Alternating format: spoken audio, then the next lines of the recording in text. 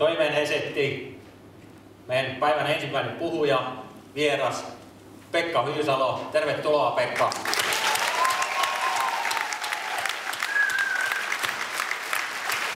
Mä rakastuin jo pienenä talveen ja lumees 10.8.4.2010 mun elämäni viimeiseen hyppään.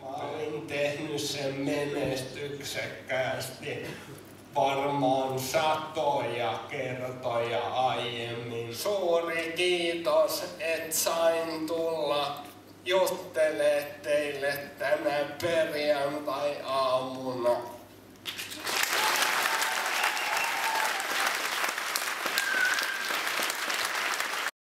Good morning.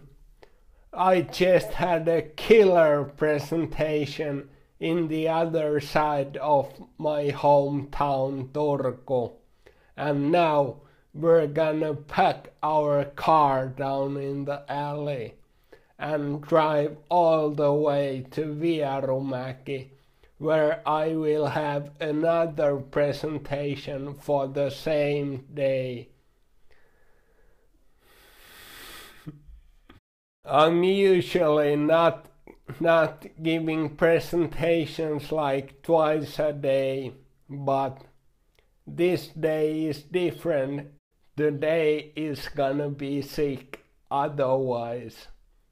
See you in Vierumäki.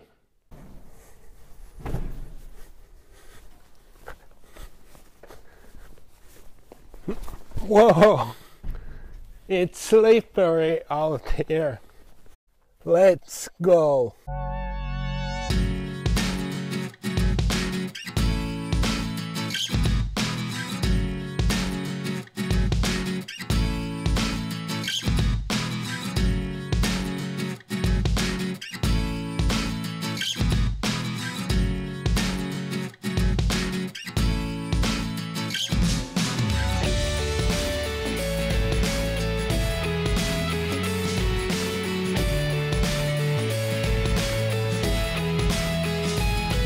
We're here at Vierumäki and we're gonna go to Scandic because that's where we are staying.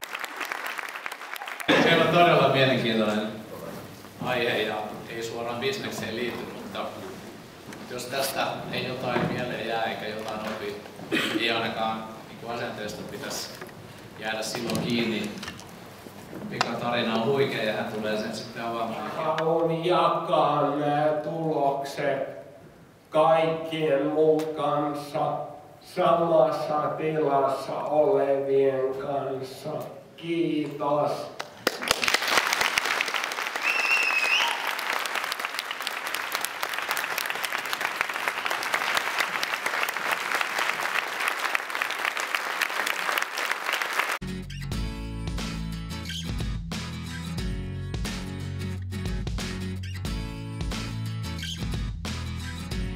Today has been kind of a more active work day than usually, or the work I have done is not training as it usually is, but even though it has been only speaking to different kinds of audiences in two different sides of Finland, I have loved this, and this is really exciting.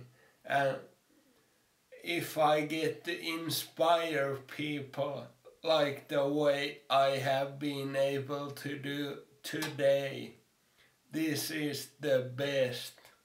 Right now though, we shall go downstairs and we will have dinner. Over and out. Good night. Cheers. Bye.